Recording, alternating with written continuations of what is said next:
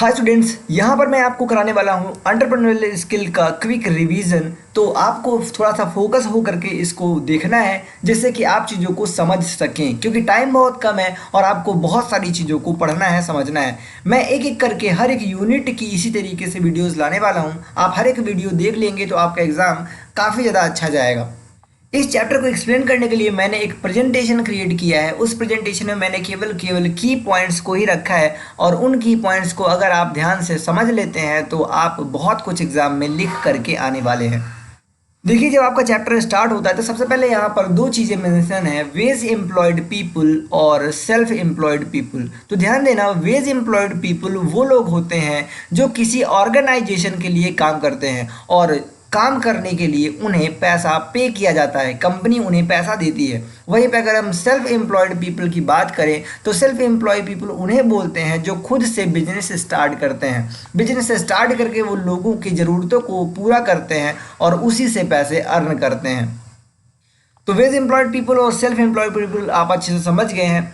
अब देखिए, जो सेल्फ एम्प्लॉयड पीपल है उसको आप ध्यान से समझ लेना, क्योंकि यहाँ पर जो एंटरप्रेन्योर होते हैं वो सेल्फ एम्प्लॉयड पीपल से रिलेटेड होते हैं। यहाँ पर अगर आप एंटरप्रेन्योर की डेफिनेशन देखें तो क्या है, a self employed person who is always trying to make his or her business better by taking risk and trying new ideas is an entrepreneur. तो एंटरप्रेन्योर क्या होता है, ये भी एक सेल्फ एम्प्लॉयड पीपल होता है। और कैसा पीपल, जो कि खुद से कोई ना कोई बिजनेस स्टार्ट करता है, लेकिन ये हमेशा अपने बिजनेस में नए नए आइडियाज़ को ट्राई करता रहता है, रिस्क लेता रहता है, जिससे कि ये अपने बिजनेस को और बेटर बना सके।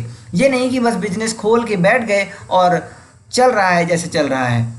तो वो सेल्फ एम्प्लॉयड पर्सन, वो बिजनेसमैन जो हमेशा अपने बिजनेस को आगे बढ़ाने के बारे में सोचता रहता है, नए नए आइडियाज़ को ट्राई करता रहता है, उसे कहते हैं एंटरप्रेन्योर। अब बात करते हैं कि एंटरप्रेन्योरशिप क्या है। तो एंटरप्रेन्योरशिप क्या है, एक सेल्फ एम्प्लॉयमेंट है। सेल्फ एम्प्लॉयमेंट मतलब कि एक खुद से काम करने का तरीका। इसको आप इस तरीके से समझिए कि एक बिजनेसमैन जब कुछ करता है तो उसे हम बोलते हैं बिजनेस। एक बिजनेसमैन क्या करता है, बिजनेस करता है। वैसे एक एंटरप्रेन्योर क्या करता है, एंटरप्रेन्योर करता है एंटरप्रेन्योरशिप। ठीक है ना।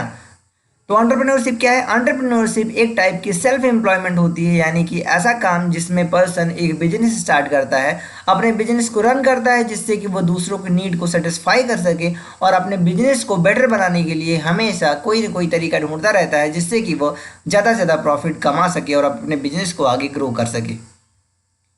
यहाँ पे आप देखेंगे तो जो एंटरप्रेन्योर है और एंटरप्रेन्योरशिप है, इन दोनों की डिफिनीशन ज़्यादातर मिलती जुलती है, लेकिन यहाँ पर यही है कि जो एंटरप्रेन्योर होता है वो एक सेल्फ एम्प्लॉयड पर्सन होता है। लेकिन बात करें एंटरप्रेन्योरशिप की तो ये एक टाइप की सेल्फ एम्प्लॉयमेंट होती है। अब यहाँ पर है कि what do entrepreneurs do when they run their business. जब कोई एंटरप्रेन्योर अपना बिजनेस रन करता है, चलाता है, तो वो क्या करता है, वो यहाँ पर आपको समझना है। देखिए, यहाँ पर मैंने 6 चीज़ें मेंशन की हैं जो कि आपकी बुक में इसी तरीके पॉइंट वाइज मेंशनड है। मैं यहाँ पर इनको केवल पॉइंट वाइज लिखा हूँ क्योंकि आप इसको पढ़ के अपने से भी बहुत सारी चीज़ें लिख सकते हैं। जरूर नहीं कि जो चीज़ें बुक में लिखी हैं वही आपको लिखना है। यहाँ पर केवल आपको इन की पॉइंट्स को ध्यान में रखना है कि एंटरप्रेन्योर अपनी डेली लाइफ में क्या क्या करते हैं। तो क्या करते हैं एंटरप्रेन्योर, पहला, फुलफिल कस्टमर्स नीड। वो कस्टमर की नीड को पूरा करते हैं, यानी कि जो लोग हैं मार्केट में उनकी ज़रूरतों को पूरा करता है एक एंटरप्रेन्योर। अब इसका एग्जांपल आप खुद से बना सकते हैं, इसलिए मैं यहाँ पर ज़्यादा डिटेल में किसी के नहीं जाने वाला हूँ क्योंकि टाइम बहुत कम है।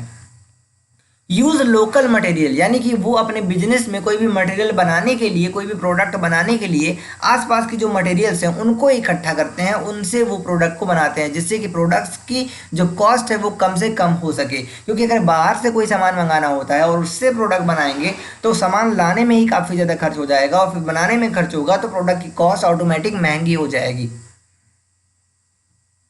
थर्ड है हेल्प सोसाइटी। देखिए, जब कोई एंटरप्रेन्योर बिजनेस स्टार्ट करता है तो वह लोगों की ज़रूरतों को पूरा करता है, यानी कि उनकी हेल्प करता है। साथ में जब भाई उसका बिजनेस ग्रो होता है तो आसपास के लोग भी वहाँ पर जाते हैं, काम करते हैं। इस तरीके से जॉब भी क्रिएट करता है एक एंटरप्रेन्योर। फोर्थ पॉइंट भी इसी थर्ड पॉइंट से जुड़ा हुआ है। और जब जॉब क्रिएट होती है तो वहाँ पर आसपास के रहने वाले लोग क्या करते हैं, पैसे कमाते हैं और उससे क्या होता है, शेयरिंग ऑफ वेल्थ होता है। यानी कि जो एंटरप्रेन्योर है वो जो पैसा कमा रहा है उसको बांट भी रहा है, शेयर भी कर रहा है अपने दोस्तों के साथ, अपने साथ काम करने वालों के साथ, जिससे कि पूरा ओवरऑल डेवलपमेंट हो रहा है। साथ में lower prices of products, entrepreneur जब आता है मार्केट में तो कंपटीशन बढ़ता है और कंपटीशन बढ़ने की वजह से क्या होता है कि जो प्रोडक्ट्स के प्राइसेस हैं वो ऑटोमेटिक कम हो जाते हैं। जैसे कि पहले हुआ करता था कि मोबाइल फ़ोन्स काफ़ी महंगे आते थे, लेकिन जब कंपटीशन आ गया, कई सारी कंपनीज फ़ोन बनाने लगी, तो धीरे धीरे मोबाइल की कॉस्ट ऑटोमेटिक कम हो गई है। नेक्स्ट है कि qualities of an entrepreneur, entrepreneur की क्या क्या क्वालिटीज़ होती हैं। क्वालिटीज एंटरप्रेन्योर की हम समझेंगे, लेकिन उससे पहले आप समझिए कि आखिर ये क्वालिटी है क्या। तो quality is the way in which a person acts और बिहेव, यानी क्वालिटी क्या है, एक वे, एक तरीका है कि किस तरीके से कोई पर्सन बिहेव करता है, एक्ट करता है। जैसे कि मान लेते हैं कोई हार्ड वर्किंग है, बहुत ज़्यादा मेहनती है, तो वो उसकी एक क्वालिटी हो जाती है। कोई नाइस है तो वो उसकी एक क्वालिटी है। कोई रूड है तो वो उसकी एक क्वालिटी है। तो ये सारी क्वालिटीज़ होती हैं एक नॉर्मल इंसान के अंदर। लेकिन अगर बात करें एंटरप्रेन्योर के अंदर कि एंटरप्रेन्योर के अंदर क्या क्या क्वालिटीज़ होती हैं, तो वो यहाँ पर अभी आप देखने वाले हैं। देखिए, एंटरप्रेन्योर की क्वालिटी आपकी बुक में देखें तो 8 क्वालिटीज़ दी गई हैं। ठीक है, ये कोई फिक्स नहीं है कि 8 क्वालिटीज़ ही होती हैं, बहुत सारी क्वालिटीज़ होती हैं एंटरप्रेन्योर्स के अंदर, लेकिन ये 8 वो क्वालिटीज़ हैं जो ज़्यादातर एंटरप्रेन्योर्स के अंदर पाई गई हैं। तो अगर एग्जाम में भी आता है कि क्वालिटीज़ ऑफ एंटरप्रेन्योर लिखिए, तो आप लिख सकते हैं इनमें से जितने पॉइंट्स वहाँ पर आपको याद हैं उतने। अगर मेंशन है कि आपको 4 पॉइंट्स लिखना है तो आप 4 लिखिए, 6 बोला है तो 6 लिखिए। लेकिन यहाँ पर आप पहले समझ लीजिए कि इन 8 पॉइंट्स में आपको क्या लिखना है। ये पॉइंट्स आपको याद होने चाहिए एग्जाम टाइम पे, तभी आप अच्छे से आंसर राइटिंग कर पाएंगे। कॉन्फिडेंट, पहला क्वालिटी होती है कि वो एक एंटरप्रेन्योर जो होता है वो कॉन्फिडेंट होता है। अपने कोई भी काम को जब वो करता है तो वो बहुत ही ज़्यादा कॉन्फिडेंट होता है कि हाँ, मैं इस काम को कर रहा हूँ तो मैं कर ले जाऊँगा, उसके मन में कोई डाउट नहीं होता है। सेकंड क्या है, ट्राइंग न्यू आइडियाज़, वो हमेशा नए नए आइडियाज़ को ट्राई करता रहता है। ऐसा नहीं कि जो पहले किसी ने किया है वही आइडिया वो वापस लेकर के आ रहा है। वो हमेशा न्यू आइडियाज़ को ट्राई करता है जिससे कि वह बिजनेस को अपने आगे ग्रो कर सके।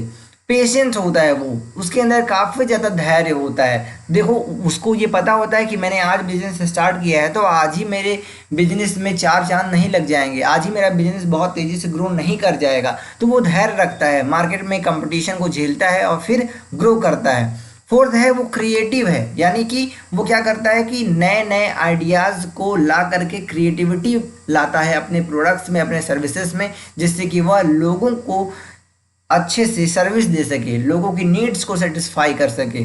ठीक है ना। रिस्पॉन्सिबिलिटी होती है उसके अंदर कि मुझे कोई भी प्रोडक्ट आज बनाना है तो बनाना है, इतने क्वांटिटी में प्रोडक्ट मुझे बनाना है तो बनाना है। ये नहीं कि आप आज बनाए, आज कुछ सामान बेचे और कल जो है कि आप सोचे कि नहीं आज रेस्ट कर लेते हैं। नहीं, रिस्पॉन्सिबल पर्सन होता है एक एंटरप्रेन्योर। डिसीजन आफ्टर थिंकिंग, कोई भी डिसीजन लेने से पहले वो सोचता है। ये नहीं कि कोई भी प्रॉब्लम आई तो विदाउट सोचे हुए, विदाउट उसके प्रॉस एंड कॉन्स को समझे हुए तुरंत डिसीजन ले लिया।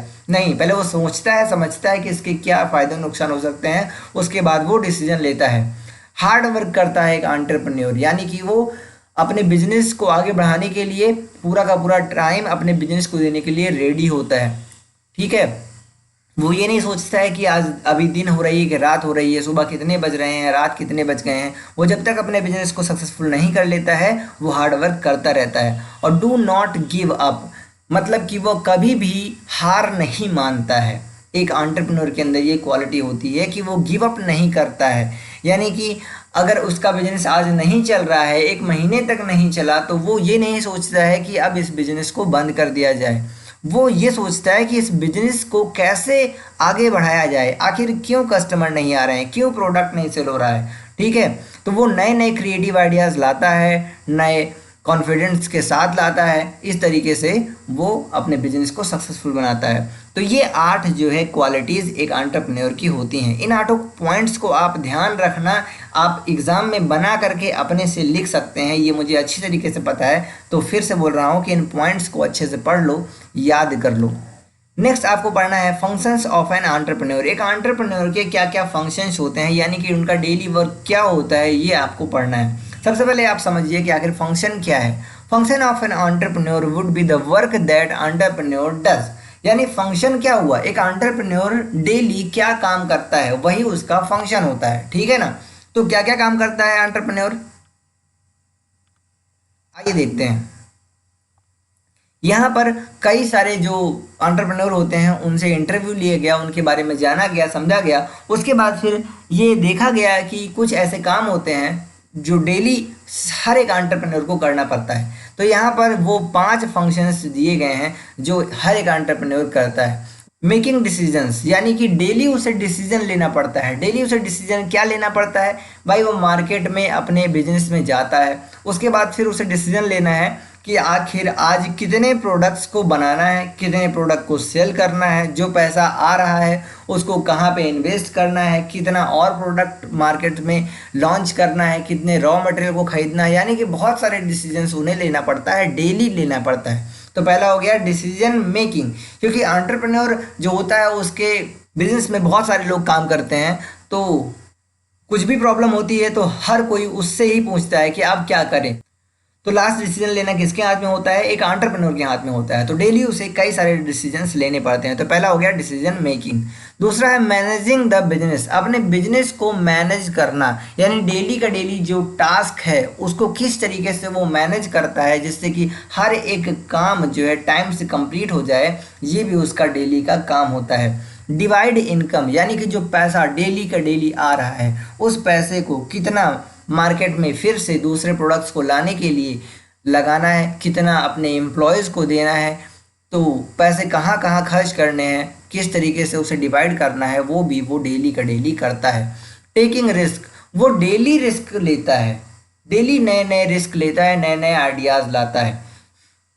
मान लीजिए उसके मन में कोई न्यू आइडिया आता है, वो कोई न्यू प्रोडक्ट बनाता है, पता नहीं वो प्रोडक्ट कोई खरीदेगा कि नहीं खरीदेगा, लेकिन वो उसे बनाता है। इस तरीके से वो डेली रिस्क लेता है। पांचवा, create a new method, idea और प्रोडक्ट। वही मैंने अभी जो बताया फोर्थ वाला, वो फिफ्थ से रिलेटेड है कि जब वो नए मेथड्स को क्रिएट करता है, न्यू आइडिया को लेकर के आता है, न्यू प्रोडक्ट्स बनाता है, तो उसमें रिस्क होता है, पर फिर भी वो डेली नए मेथड्स, नए आइडियाज़ और नए प्रोडक्ट्स को मार्केट में लॉन्च करता रहता है और रिस्क लेता रहता है। तो ये 5 फंक्शंस एक एंटरप्रेन्योर के होते हैं। इन पांचों फंक्शंस के मेन पॉइंट्स यही हैं, तो इनकी हेडिंग आपको याद रखना है और हेडिंग लिखने के बाद इसके अंदर एक्सप्लेनेशन लिख देना है। नेक्स्ट पॉइंट है मिथ। मिथ कहें या फिर मिसकंसेप्शन कहें, इसे अगर डेफिनेशन की बात करें तो क्या होता है, अ मिथ और misconception is a false belief और ओपिनियन अबाउट समथिंग। यानी किसी भी चीज़ के बारे में पहले से ही कोई गलत विचार बना लेना, उसे बोलते हैं मिथ। जैसे किसी को आपने सबसे पहले खेलते हुए देखा तो आपने ये सोच लिया कि इसको बिल्कुल भी कुछ भी पढ़ना लिखना नहीं आता होगा, तो ये हो जाता है मिथ कि आपको उसके बारे में असलियत नहीं पता है, फिर भी आप उसके अभी करंट बिहेवियर से ये देख रहे हैं, सोच रहे हैं कि उसे पढ़ना लिखना बिल्कुल भी नहीं आता है।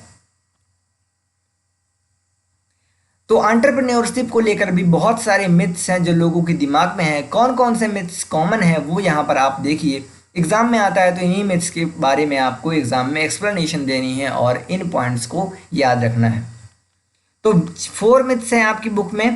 पहला मिथ है, a misconception we have is that a person need a lot of money to start a business. यानी कि एक मिथ ये होता है लोगों के दिमाग में कि भाई देखो, बिजनेस हर किसी के बस में नहीं होता है, क्योंकि बिजनेस करने के लिए चाहिए होता है बहुत ज़्यादा पैसा, और बिना पैसा के बिजनेस हो नहीं सकता है। तो ये एक मिथ है, ये एक गलत विचार है, गलत ओपिनियन है कि बिजनेस करने के लिए बहुत ज़्यादा पैसा होना चाहिए। अगर आपके पास कम पैसे हैं तब भी आप कोई बिजनेस स्टार्ट कर सकते हैं, और जैसे जैसे ग्रो होगा आप अपने पैसों को उसी बिजनेस में लगा करके अपने बिजनेस को ग्रो कर सकते हैं। सेकेंड है, the misconception is that every business idea needs to be unique और स्पेशल। सेकेंड वाला मिसकंसेप्शन ये है कि हर एक आइडिया जो बिजनेस स्टार्ट करने में हमें चाहिए होता है वो यूनिक होना चाहिए और स्पेशल होना चाहिए। देखो, यूनिक आइडिया और स्पेशल आइडिया आपके पास नहीं होगा तो बिजनेस स्टार्ट करोगे तो वो चलेगा ही नहीं। पर ये भी एक गलत विचार है, गलत ओपिनियन है। ऐसा कुछ नहीं कि आपके पास न्यू आइडिया होगा तभी आप बिजनेस कर सकते हैं। आप दूसरों का देखा हुआ बिजनेस भी स्टार्ट करके अच्छे खासे पैसे अर्न कर सकते हैं, लेकिन अगर आप उसमें न्यू आइडिया को ट्राई करेंगे उसी बिजनेस से स्टार्ट करके तो आप उससे भी ज़्यादा ग्रो कर सकते हैं। थर्ड मिसकंसेप्शन है कि a misconception we have is that only a person having a big business is an entrepreneur. मतलब कि एक एंटरप्रेन्योर उसी को बोला जाएगा जिसके पास बहुत बड़ा बिजनेस है। कोई छोटा मोटा बिजनेस स्टार्ट करता है तो उसे एंटरप्रेन्योर नहीं कहा जाएगा। तो ये भी मिसकंसेप्शन है। कोई एक छोटा बिजनेसमैन भी अगर अपने बिजनेस को डेली आगे बढ़ाने के लिए सोचता रहता है, न्यू न्यू आइडियाज ट्राई करता रहता है, तो उसे भी हम एंटरप्रेन्योर की कैटेगरी में रखेंगे, उसे भी हम कहेंगे कि वो एक एंटरप्रेन्योर है। फोर्थ मिसकंसेप्शन है a misconception we have is that entrepreneurs are born not made. मतलब कि ये मिसकंसेप्शन एक और है कि बहुत लोगों को लगता है कि जिसको बिजनेस करना होता है, जिसे एंटरप्रेन्योर बनना होता है, वो तो जन्म से ही एंटरप्रेन्योर होता है, वो पैदा ही एंटरप्रेन्योर होता है। एंटरप्रेन्योर कोई खुद से नहीं बन सकता है। तो ये भी एक मिसकंसेप्शन है, गलत विचार है। एक इंसान पढ़ लिख कर कुछ भी कर सकता है, बिजनेस कर सकता है, एंटरप्रेन्योर बन सकता है। तो ऐसा कोई कहता है कि एंटरप्रेन्योर जन्म से ही होते हैं लोग, तो ये गलत बात है। ठीक है, तो ये फोर मिसकंसेप्शंस हैं, इनको आप लिख दीजिएगा एग्जाम में अगर आता है तो। उसके बाद यहाँ पर है कैरियर की। कैरियर क्या है? तो career is a line of work that takes person for life. मतलब कि जीवन जीने के लिए, ठीक है ना, जो भी काम हम करते हैं उसे बोलते हैं कैरियर। देखिए, काम करने के लिए बहुत सारे रास्ते होते हैं। अगर आपको पैसे कमाना है तो बहुत सारे रास्ते हैं, लेकिन जो भी लाइन ऑफ वर्क आप चुनेंगे अपनी लाइफ को जीने के लिए, पैसे कमाने के लिए, उसे बोला जाएगा कैरियर। देखिए, कैरियर प्रोसेस की बात करें तो यहाँ पर कैरियर प्रोसेस में 3 प्रोसेस होती हैं।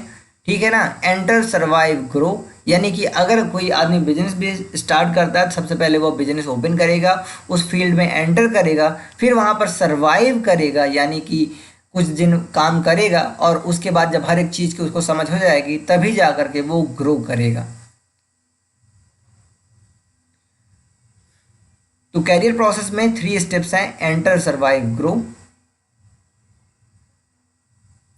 अगर आप जॉब भी करते हैं तो सबसे पहले आप जॉब में एंट्री लेते हैं, उसके बाद फिर वहाँ काम करके कुछ जिन चीज़ों को समझते हैं, आपको प्रॉब्लम होती है, जब आप सर्वाइव करते होते हैं तो उस टाइम पे आपको बहुत सारी प्रॉब्लम्स आती हैं, आप चीज़ों के बारे में समझते रहते हैं, और जब एक बार अच्छे से सब कुछ समझ गए तो आपकी ग्रोथ होने लगती है, आप ग्रो करने लगते हैं। इस चैप्टर में अभी तक केवल इतना ही था। ये सारी चीज़ें अगर आपको एग्जाम में याद रहेंगी तो आप एग्जाम में हर एक क्वेश्चन का बहुत ही अच्छे से और सटीक आंसर दे पाएंगे।